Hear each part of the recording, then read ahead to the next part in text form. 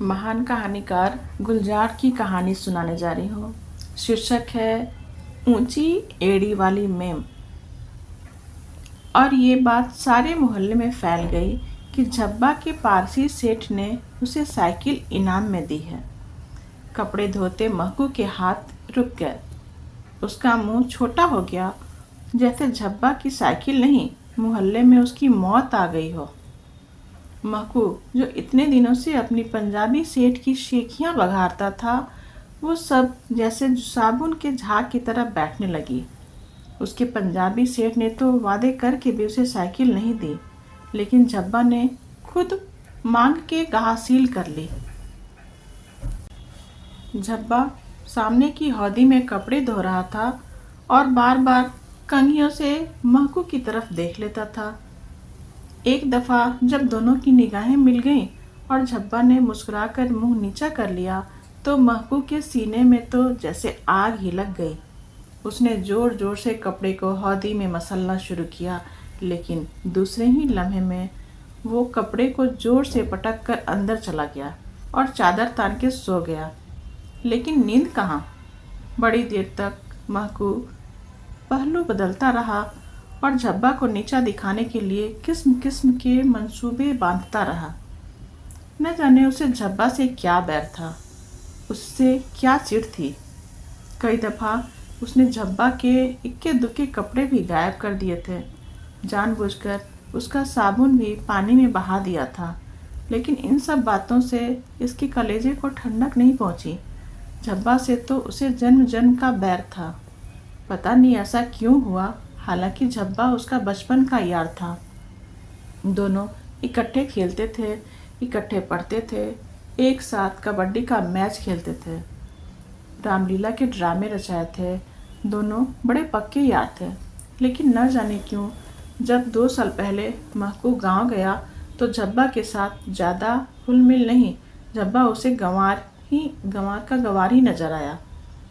वह ढीली ढाली सी धोती, वही भूरा कुर्ता, निहायत गंदा मैला।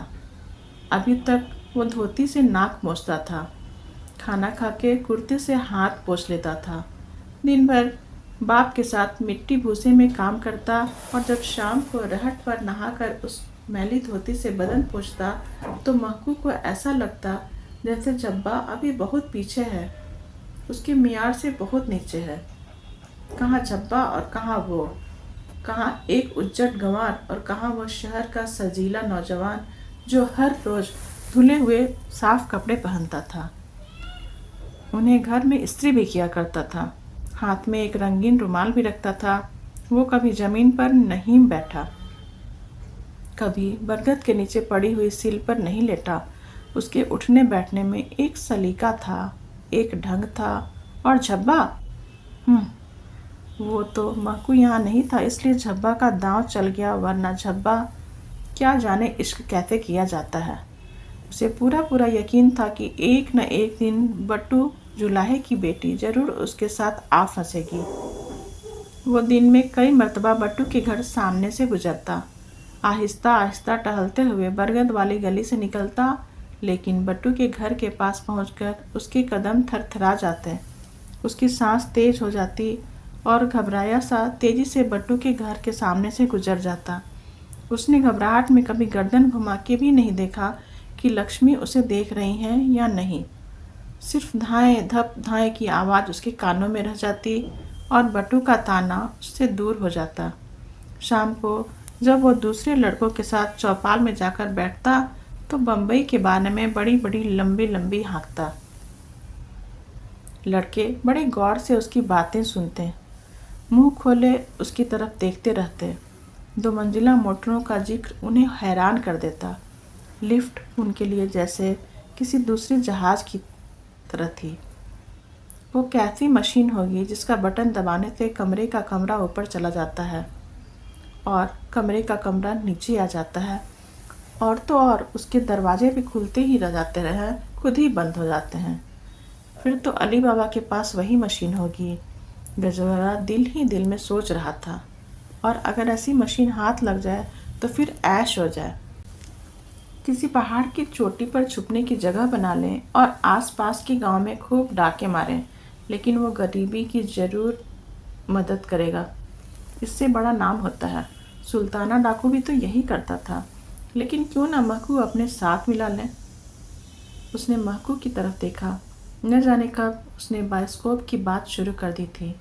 ये नरगिस, सुरैया तो वहाँ ऐसे घूमती रहती हैं जैसे यहाँ मालती, लक्ष्मी वगैरह। लक्ष्मी का नाम मुंह पर आते ही कनपट्टियों तक लाल सुर्ख हो गया। उसने चुपके से झब्बा की रफ दे रखा। वो जाने कब वहाँ से खिसक गया था। जरूर लक्ष्मी से मिलने गया होगा, उसने मन ही मन सोचा। थोड़ी देर बाद वो भी चौपाल से उठकर चला आया। रात को देर तक बिस्तर पर पड़ा वो लक्ष्मी के बारे में सोचता रहा। उसने देखा जब वो बट्टू के घर के सामने से गुजरता है, लक्ष्मी की आंखें खिड़की पर टिकी रहती हैं। उसे देखते ही उसके हाथ रुक जाते हैं, ताना खींचकर टूट जाता है और बट्टू की भारी आवाज़ उसके सर के ऊपर से फड़फड़ाती हुई गुजर जाती है। बेटा, आजकल क्या हो गया है तुझे? देख तो बुनाई में कितनी गिरहें पड़ गई हों। लेकिन लक्ष्मी की खोई खोई सी नज़रों से खिड़की के बाहर देखती रही। धीमी सी आवाज़ में कह देती, कुछ नहीं बापू, बस ताना उलझ गया है। लेकिन भोले बट्टू को क्या मालूम कौन सा ताना उलझ गया है। उसे क्या मालूम कि लक्ष्मी के दिल में गिरहें पड़ी हुई हैं। वो महकू के इश्क में कैसे तड़प रही है। फिर उसने देखा कि लक्ष्मी की माँ दरवाजे में बैठी उसकी चोटी गूंथ रही हैं। जो ही महकू कल्फ लगे कपड़े पहने, रेशमी रुमाल मुंह पर रखे उनके घर के सामने से गुजरा, लक्ष्मी धक से रह गई। उसके बस में होता तो वह बाल छुड़ाकर भागती और महकू से लिपट जाती और उसके सीने पर सर रखकर खूब रोती और कहती, निर्मोही, तुमने मेरा दिल चुरा लिया है, मेरी रातों की नींद चुरा ली है। तुम्हारे बिन मुझे एक पल भी चैन नहीं है। तुम्हारे बिना मैं ऐसे जी रही हूँ जैसे पानी बिन मछली। लेकिन उसकी माँ जो बैठी थी, वो ये सब कैसे कहती, कैसे कर पाती? मगर दूसरे लम्हे उसने देखा वो माँ बाप के बंधन तोड़कर चली आई। उसके पाँव पड़ गई और रो रो कर कहती रही, मुझे अपने साथ ले चलो, मैं तुम्हारे बिन नहीं जी सकती। महकू के होंठ तब फतेहयाब मुस्कुराहट से फैल गए। उसने देखा झब्बा उसकी रकीब सामने वाले बरगद के नीचे खड़ा ये सब देख रहा है। इसे लगा जैसे वो किसी फिल्म का हीरो बन गया हो। लक्ष्मी कहती रही, मुझे अपने साथ ले चलो, मुझे अपने साथ ले चलो।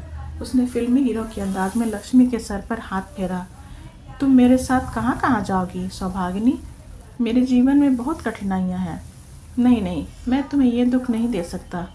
नहीं नहीं नहीं। वो अपना हाथ छुड़ाने लगा। वो जोर से हाथ खींचने लगा। गाल पर तमाचा पड़ा तो देखा बाप हाथ पकड़े उसे जगा रहा था और महकू कह रहा था, नहीं नहीं, मैं तुम्हें ये दुख नहीं दे सकता बापू। हाँ, उठता हूँ। उछल के वो चारपाई से उठा तो देखा लक्ष्मी आंगन में खड़ी देख रही है और पल्लू मुंह में छुपाए हंस रही है। दरअसल महकू बम्बई क्या आया, अपनी चाल भूल गया। गांव के सारे लड़के उसे फिसड्डी फिसड्डी से लगते। पढ़े लिखे न हो तो पढ़े लिखों के तौर तरीके तो हों, बस गंवार भोंदू के भोंदू कितने बड़े हो जाते हैं यह। फिर भी वही मिट्टी में कबड्डी खेलते हैं, गिल्ली डंडा खेलते हैं, खेतों की मुंडेरों पर अलाव जलाकर घर के बर्तन पीटते हैं और देहाती गाने गाते हैं। कभी बायोस्कोप नहीं जाते, कभी सुरैया का गाना नहीं गुनगुनाते हैं। ये लोग क्या जाने शहर में कैसे रहा जाता है। कहीं 2 दिन लक्ष्मी शहर में रह ले तो फिर कभी झब्बा का मुंह न देखे। झब्बा, साले का नाम तो देखो, झब्बा। महकू और झब्बा के दरमियान ये खलीस बढ़ती रही। दर हकीकत झब्बा के दिल में कोई मैल न था, कोई रंजिश नहीं थी। अब भी वो पहले की तरह महकू से मिलता था, बड़े रख रखाव से बात करता, लेकिन महकू तो बस अंदर ही अंदर भरा पड़ा था। उसके बस में होता तो झब्बा को मैले कपड़ों की तरह घाट के पत्थर पर पटक पटक कर मार देता और अंदर जाकर चादर तान के गहरी नींद सो जाता। महकू ने एक और करवट बदली और चादर की जोर से खींचकर अपनी गिर्द लपेट लिया। साला बम्बई क्यों चला आया? किसने भेज दिया इसे बम्बई, हराम का तख्म? उसने दिल ही दिल में एक मोटी सी गाली झब्बा को दी। महकू ने उसके कुछ गाहक तोड़ने की बहुत कोशिश की थी। उनके इक्के दुक्के कपड़े चुराकर गायब कर दिए, कभी फाड़ भी दिए, कभी मौका पाकर स्त्री के जला भी दिए। लेकिन वो प्लास्टिक के बर्तन साले न टूटते थे न टूटे। उसने कम दामों पर भी उनके कपड़े धोने चाहे, लेकिन झब्बा ने जाने क्या अमल पढ़ दिया था कि इन पर कि वो ग्राहक इसे नहीं मिले। खास तौर पर उसे पारसी सेठ के लिए तो उसने बहुत कोशिश की थी, जो झब्बा पर इस कदर मेहरबान था। हर दूसरे तीसरे महीने उसे कुछ बख्शीशें दे देता था। थोड़ी देर के लिए तो उसे पारसी सेठ पर गुस्सा आने लगा। साला हराम की कमाई है, खूब लूटता है, क्या जाता है उसका। और झब्बा तो है ही भिखमंगा। अब ये भी कोई मांगने की बात थी। जब पहली दफ़ा झब्बा के सेठ ने एक गर्म पतलून इनाम में दी तो महकू बहुत चला भुना। झब्बा पतलून पहनकर बाइस्कोप चला तो महकू ने रास्ते में उसका मजाक उड़ाया। वो मजाक उड़ाया कि बेचारा आधे रास्ते से ही वो लौट आया। महकू ने जाना उसने मैदान मार लिया। लेकिन दूसरे ही दिन झब्बा फिर से अपने पारसी सेठ की तारीफ कर रहा था। मालूम है, आपने सेठ से कपड़ा इस्त्री करने के लिए एक इतना बड़ा मेज इनाम में दिया है। उसने दोनों हाथ फैला कर कहा। कहाँ है? महकू ने फीके चेहरे से पूछा। कल लाऊंगा। अबे वो क्या देगा? कल भी कभी आई है? अच्छा कल देख लेना। और अगले दिन झब्बा वाकई मेज उठा लाया। दूर से ही महकू को ललकार के बोला, क्यों महकू, देख लिया? आ गई मेज। अब तो कौन सा तीर मार लिया तेरे सेठ ने जो एक टूटी हुई मेज दे दी? दिल चाहिए इसके लिए भी दिल। झब्बा कुछ कुछ महकू को समझाने लगा। चोट वाकई करारी थी। जा जा, बहुत देखे दिल वाले। महकू चहका। दिल तो अपने पंजाबी सेठ को देखा जो मुझे साइकिल दे रहा है। इस टूटी हुई मेज में क्या रखा है? महकू ने बिल्कुल बेपर की उड़ा दी। अगर वो पंजाबी तुझे साइकिल दे देना तो तेरी टांग तले से निकल जाऊं। झब्बा शायद महकू की लफ्ज खूब पहचाने लगा था। रही और नहीं तो तू भी अपने सेठ से साइकिल मांग के देख ले। अगर दे दे तो मैं अपनी मूंछ मुड़वा लूँगा। रही ये भी रही। झब्बा भी तैश में आ गया। उन्हीं के दिनों में महकू के पंजाबी सेठ की शादी हुई थी और महकू ने पहले ही उससे इनाम का वादा ले रखा था। मौका गनीमत जान महकू ने साइकिल तलब कर ली। सेठ ने कोई जवाब न दिया। महकू ने जब दो तीन चार बार जोर से दिया तो उसने कह दिया, बीवी घर आएगी तो उससे ले लेना, अब तो वही मालकिन है। कई हफ्ते बीवी का इंतज़ार करता रहा। बीवी आई तो अपने साथ मिठाई का बहुत बड़ा टोकरा ले आई। उसमें एक लिफाफा महकू के हिस्से में भी आया। सेठ की सिफारिश पर महकू को खुश करने के लिए बीवी ने एक 5 रुपए का नोट भी उसकी हथेली पर रख दिया। कुछ कहने की गुंजाइश ही कहाँ थी। महकू चुपचाप घर चला आया और चादर तान के सो गया। यही उसकी पुरानी आदत थी। वो जब गमगीन होता तो किसी गहरी फिक्र में होता, सीधा बिस्तर पर चादर तान पड़ता रहता और फिर घंटों पड़ा सोचता रहता। सोचते सोचते वहीं सो जाता। दूसरे दिन जब वो उठता, हल्का फुल्का काम में लग जाता। कल की फिक्र नींद में घुल मिलकर सपनों के साथ उड़ जाती। लेकिन आज तो उसका दिमाग जैसे सुलग ही रहा था। पिछले कई हफ्तों से वो साइकिल की शर्त भूल गया और झब्बा ने भी कभी कभी उसका जिक्र नहीं किया। यहाँ तक कि मोहल्ले के चंद दूसरे धोबी जिन्हें इस शर्त का इल्म था वो भी भूल गए थे। लेकिन आज झब्बा ने उसके पाँव से ज़मीन खींच ली। वो चटपटा रह गया। हौदी पे कपड़े धोते हुए आज जिस निगाह से झब्बा ने उसको देखा था वो कभी नहीं भूल सकता। उसके बस में होता तो साबुन की डलियां मार मार कर उसकी आंखें फोड़ देता। महकू ने बेताबी से 2-3 करवट बदली, चादर को और खींचा ताना। सर को घुटनों में दबाकर वो बिल्कुल जलेबी हो गया। लेकिन नींद आज कहाँ। वो झब्बा से हार मानने के लिए तैयार नहीं था। वो कुछ भी कर गुजरेगा लेकिन झब्बा से हार नहीं मानेगा। झब्बा आ आ, जैसे वो इस नाम की जुगाली करके थूक देना चाहता था। सुबह गुजर गई, दोपहर बीत गई, लेकिन वो बिस्तर से नहीं उठा। शाम को भी देर गए। जब धुंधलका बढ़ने लगा वो बरामदे से उठा और अंदर कोठरी में चला गया। अंदर में दरवाज़ा बंद करके वो बीवी के ट्रंक में कुछ ढूंढता रहा। बहुत से कपड़े ऊपर नीचे करने के बाद उसे बीवी के गले की हंसली मिल गई। हंसली को अंटी में दबा वो बाहर निकल आया। झब्बा के दरवाजे के सामने उसकी साइकिल अपने स्टैंड पर खड़ी थी। 1 मिनट के लिए उसे लगा जैसे लक्ष्मी किसी मेम की ऊंची एड़ी वाली सैंडल पहने कमर पर हाथ रखे सामने खड़ी उसका मुंह चिढ़ा रही है। वो लपक के अंदर गया और एक नुकीला चाकू लाके साइकिल के पहिए में उतार दिया। एक पल में साइकिल के दोनों पहिए बुझ गए। चाकू चारपाई पर फेंक हंसली को अंटी दबा महकू बाहर चला गया और दूसरे दिन बात पूरे मोहल्ले में फैल गई कि महकू ने पंजाबी सेठ ने उसे साइकिल इनाम में दी है। धन्यवाद। कहानी अगर पसंद आए तो इसे लाइक, सब्सक्राइब और शेयर ज़रूर करें।